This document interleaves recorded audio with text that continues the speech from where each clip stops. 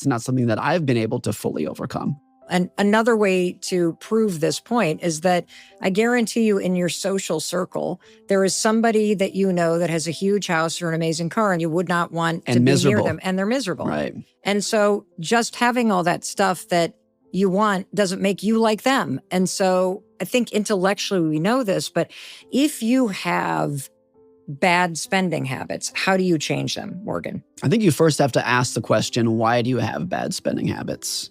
What hole are you trying to fill? What has buying these things done to your happiness in the past? And if the answer is nothing, which is probably the answer, trying to fill that hole first, trying to answer that question first. So I think you have to kind of start on the therapist's couch, literally or figuratively, and take a look in the mirror and being like, what am I trying to achieve? Who do I want to become? Why do I want to be that? And why am I striving for these things? And for a lot of people, it's kind of like a binge spending that has got them into trouble where it's a stress relief. It's a relief valve. And I think I think in your head, what you probably think it is if I bought these things, then my problems would go away. And the truth is that might be true in the moment. For spending, it's almost never true. It's very rarely true that your binge spending is going to fill any kind of emotional hole that you have. And the other thing is that if you're buying these things, particularly on credit, you have bad habits, you're getting yourself into debt. The new sweater that you bought might give you a day or two of happiness before it's either worn out or you don't care about it much anymore. But the paying it off is going to stick with you for years or months or even decades. And so that kind of thing of controlling your future and independence. Every dollar of debt that you have from these poor spending habits is a piece of your future that somebody else owns. It's a piece of your time that you owe to the bank, you owe to the lender.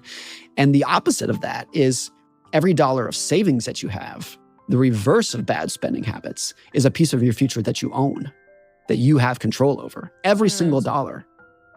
I viewed this since I was 17, that every dollar that I save, even if it was literally $1, was $1 of my future that I gained back.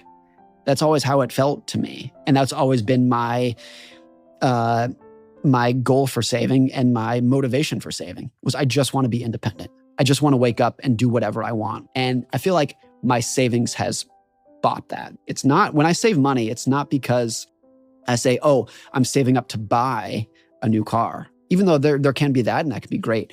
If I save $100, I view that as purchasing $100 of independence. I'm spending that money. It's giving me independence today.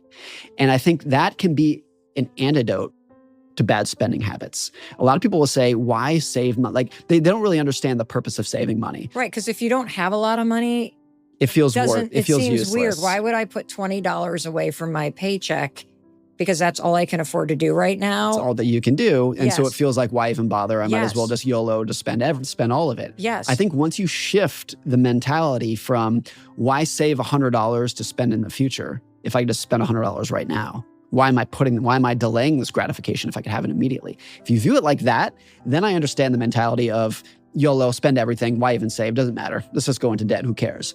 Once you view it as that $100, you are purchasing today $100 of independence, $100 of peace, $100 of sleeping better at night.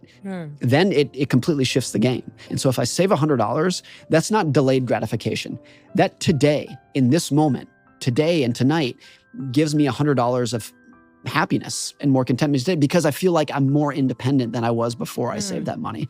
And when you get back to, I think, what most people want out of money